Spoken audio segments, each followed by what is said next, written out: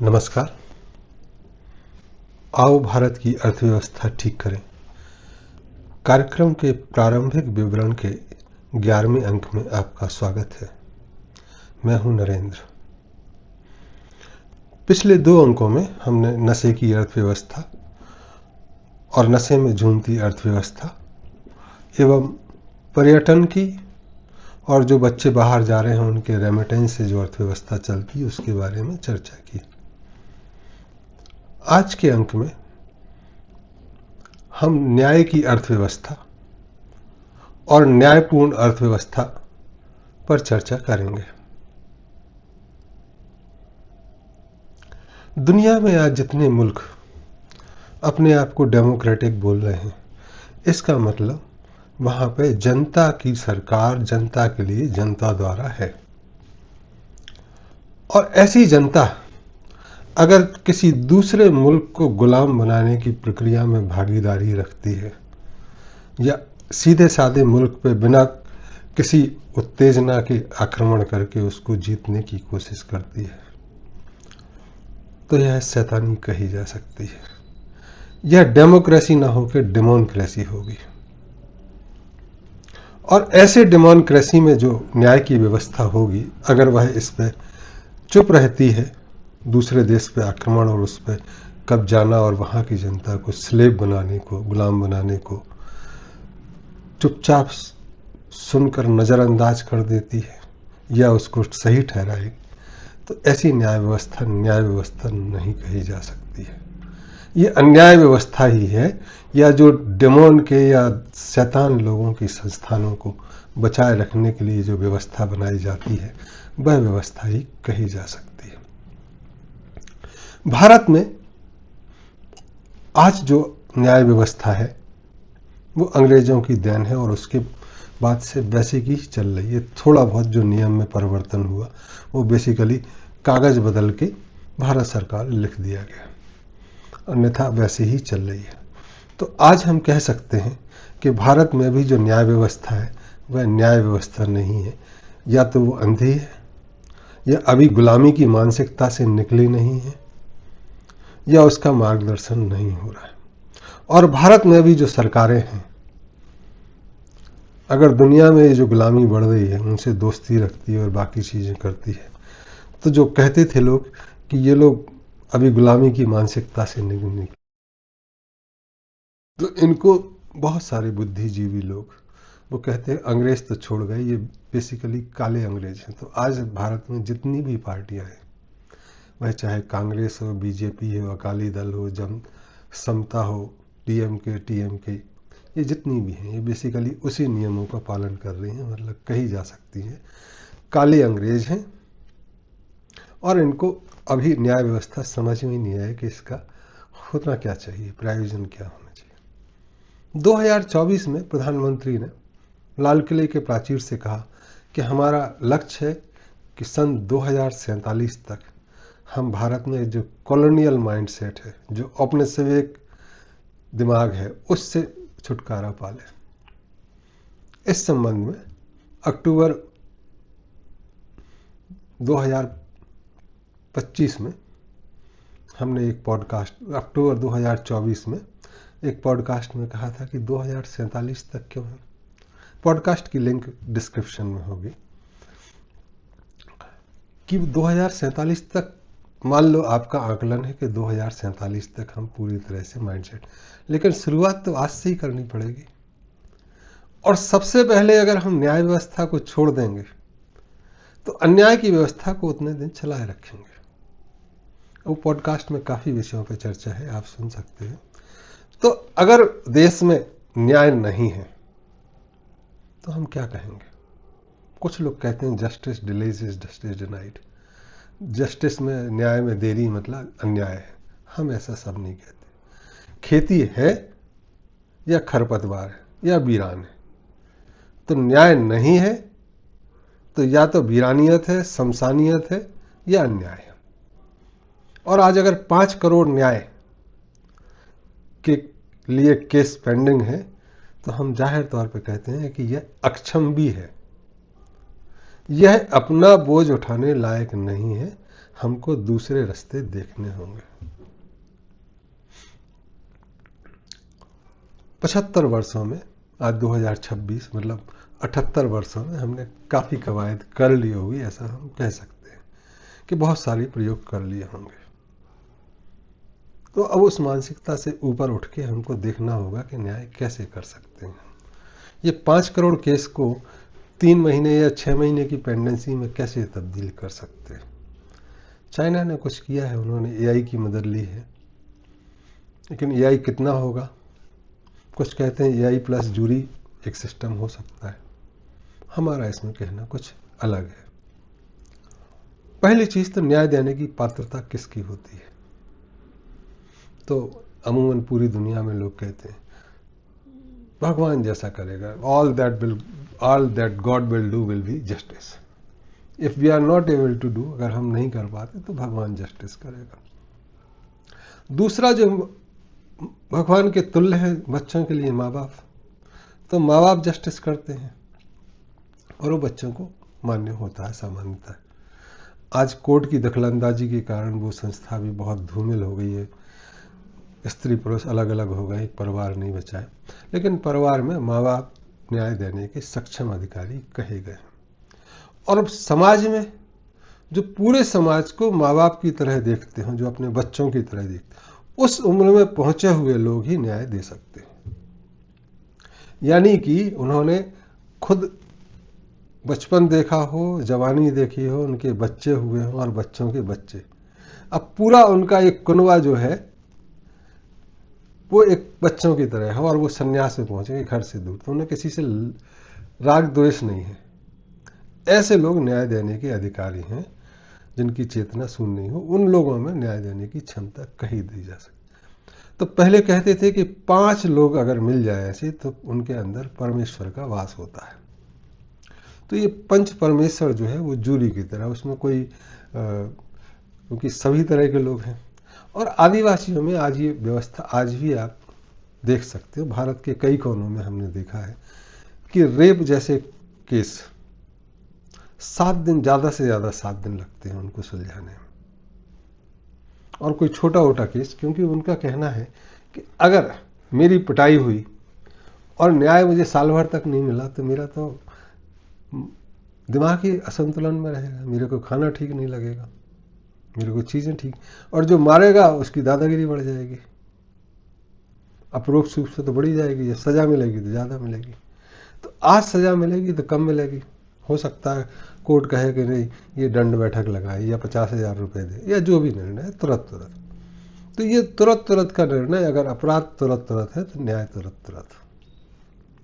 एक परिभाषा होती, पेपर जस्टिस होता नहीं है, साक्ष्यों की जरूरत होती है और वकीलों की जरूरत नहीं होती। तो जो आदिवासियों में है वैसा कहते हैं कि समाज में भी या तो माँ बाप या माँ बाप जैसे लोग 5 परमेश्वर बैठे वो न्याय करें।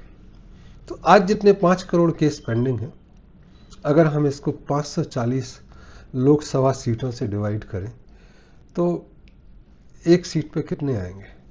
1 लाख केस। 1 लाख केस में अगर हम तेजी से करें, टारगेट रखें कि 5,000 केस है तो 20 महीने लगेंगे, और 10,000 का टारगेट रखें तो 1 साल में हो सकते हैं, और हर इलाके में तमाम जूरी मिल जाएंगे। ये न्याय के लिए करना जरूरी है। तब जाके चीजें ठीक होंगी। तो कोई भी समाज में, किसी भी समाज में अगर न्याय नहीं है तो समाज चरमराया हुआ है, समाज अपंग है, समाज बीमार है। वहां किसी आशा नहीं की जा सकती। वहां पुलिस की जास्ती होगी, आर्मी की जास्ती होगी, और जो सज्जन लोग हैं वो हाथ पे हाथ धरे बैठे रो रहे होंगे या अस्पताल का मुंह देख रहे होंगे। सिर्फ एक व्यक्ति की चलेगी जिसको सलूट करते हैं, वो प्रधानमंत्री हो सकता है। राष्ट्रपति इससे ऊपर है तो वो होगा नहीं, बाकी इससे किसी की भी नहीं सुनता है कोर्ट। इवन हालत यह है कि पाकिस्तान में जो राष्ट्रपति हट गए उनके ऊपर केस हो जाते हैं, और उनके ऊपर केस चला, और जब एक अदना सा जज नहीं बोलना चाहिए, सिविल कोर्ट का जज आया तो उनसे कहा कि खड़े हो जाओ, तो प्रेसिडेंट बोले इन सबको मैंने अपॉइंट किया है, ये तो घोर अपमानना है। तो किन लोगों को छोड़ना है और किन को केस दाखिल करना है, ये एक बहुत महत्वपूर्ण चीज़ है कि कितनी ताकत। तो जो नौकर न्याय कर रहे हैं आज, उनसे तो न्याय की उम्मीद कर नहीं सकते। वो तो जो सत्ता पक्ष होगी उसी की नौकरी करेंगे, उसी को सुनेंगे। या आज भारत में अंग्रेजों को सुनते हैं कि सारी चीज़ अंग्रेजी में चाहिए, राष्ट्रीय भाषा में भी ट्रांसलेशन करके दे दो जी, तब सुनेंगे। तो उनकी दादागिरी बढ़ गई। और कहें कि करप्शन नहीं है, तो आप 50 जजों के यहाँ सीबीआई रेड डलवा दो, आपको पता लग जाएगा कितना करप्शन है। ईडी की रेड डलवा दो तो समझ में आ जाएगा कि चीज़ें करप्ट। तो करप्शन रैम्पेट है, वकीलों की फीस रैम्पेट है। इसमें सबसे अच्छा अगर तुम्हें पढ़ने को कोई मिलेगा तो हिंद स्वराज गांधी जी की किताब है, जो उन्होंने आज़ादी के पूर्व एक मुहिम चलाने के लिए एक अपना डॉक्यूमेंट बनाया था, जिसमें वो दिखाना चाहते थे कि हम बहुत पढ़े लिखे हैं, हम कर। बट वो डॉक्यूमेंट में एक जो लायर वाला टॉपिक है कि अंग्रेज भारत में उतनी पकड़ नहीं बना पाते अगर वो मौजूदा जुडिशल सिस्टम नहीं लाते, वो वकीलों को नहीं लाते, वो जज को। वो कहते हैं कि जज और वकील मौसेरे भाई है, चचेरे भाई, एक से दूसरे को दम मिलती है। इससे अच्छा तो मोहल्ले के गुंडों का न्याय होता है, इससे जल्दी होता है, ऐसा गांधी जी कहते। और गांधी जी खुद वकील थे, बैरिस्टर थे, जो इंग्लैंड से पढ़ के आए थे।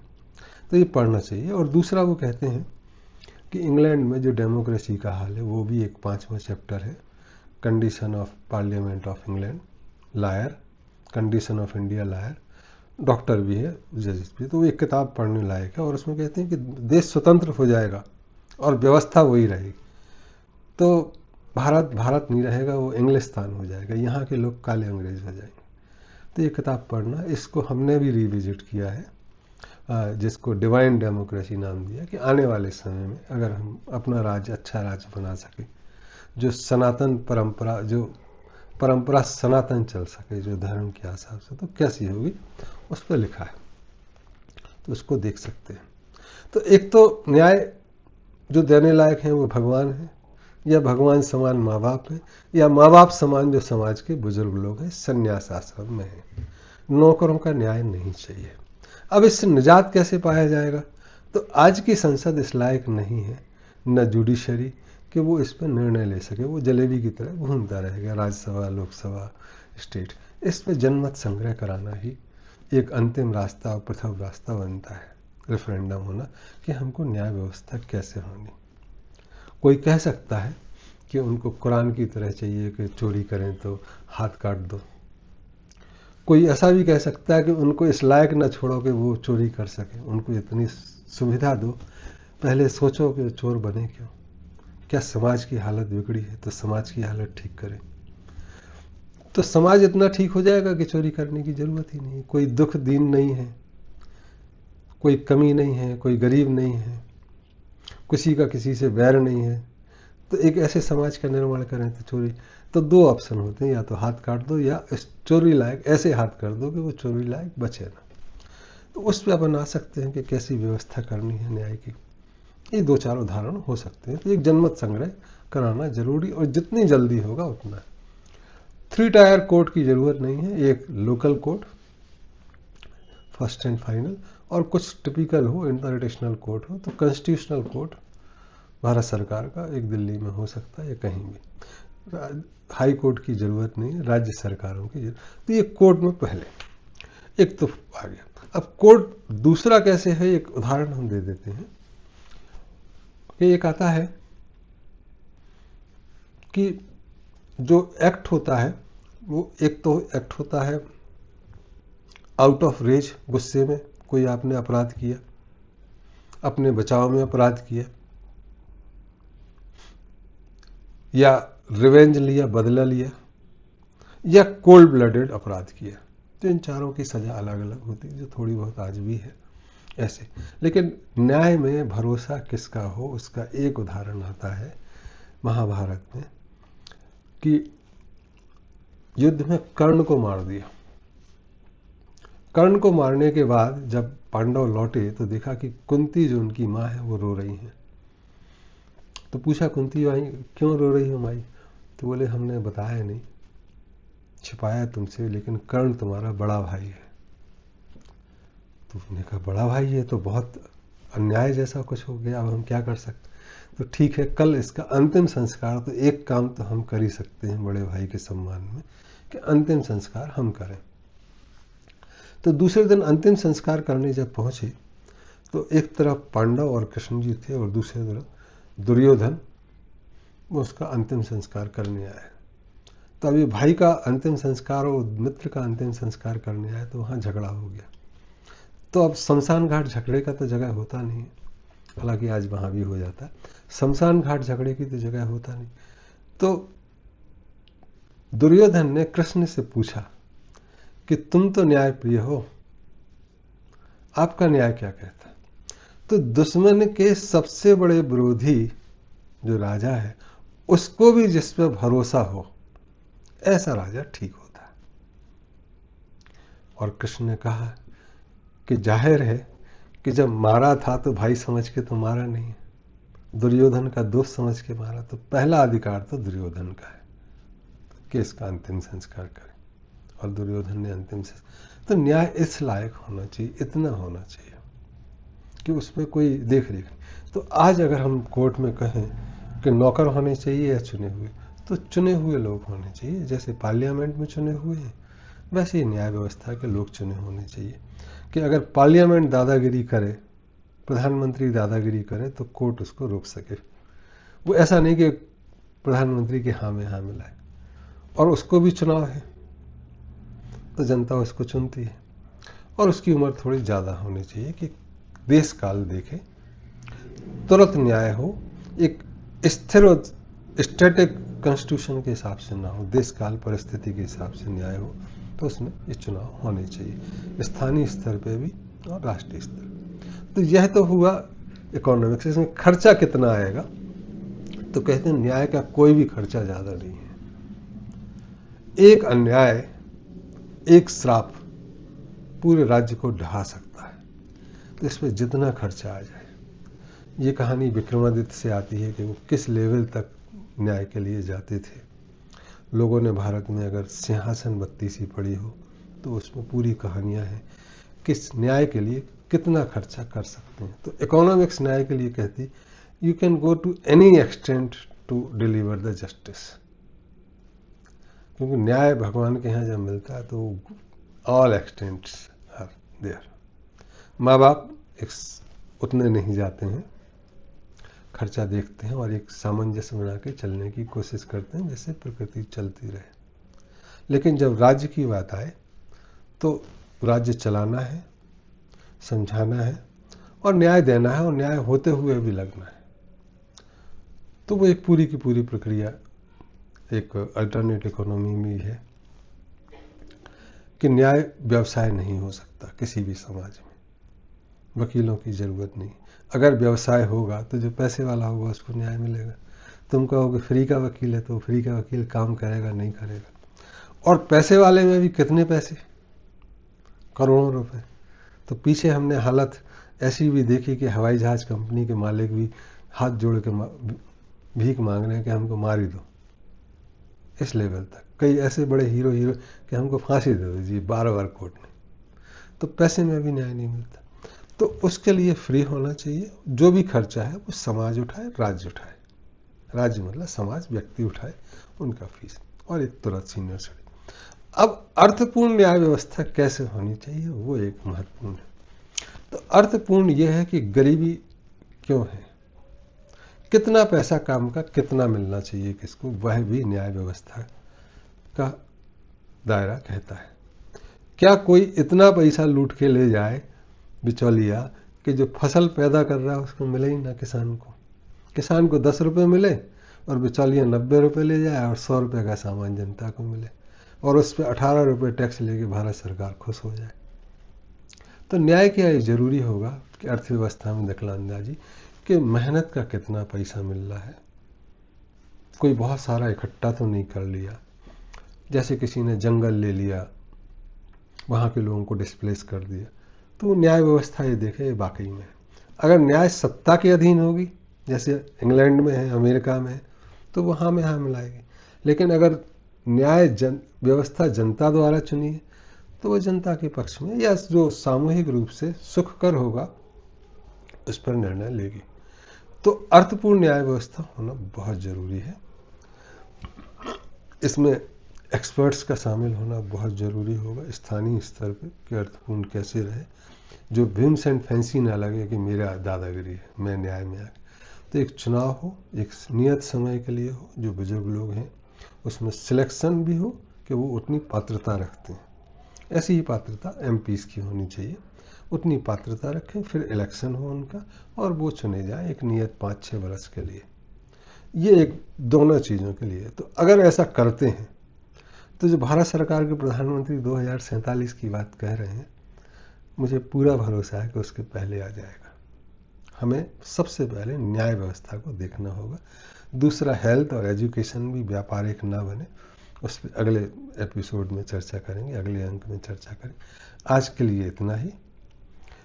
पुस्तकें जो इससे संबंधित है वह वेबसाइट में फ्री डाउनलोड के लिए रखी हैं। वेबसाइट resurrectionofdharma.com, इस पर देख सकते हैं। पुराना जो इंटरव्यू है, पॉडकास्ट है, वह भी आप देख सकते हैं। और अगले अंक में हम हेल्थ पे चर्चा करेंगे, economy of health and healthy economy. चिकित्सा का अर्थशास्त्र क्या है और एक स्वस्थ अर्थशास्त्र क्या होता है, इस पर चर्चा करेंगे। तब तक के लिए धन्यवाद, नमस्ते, प्रणाम।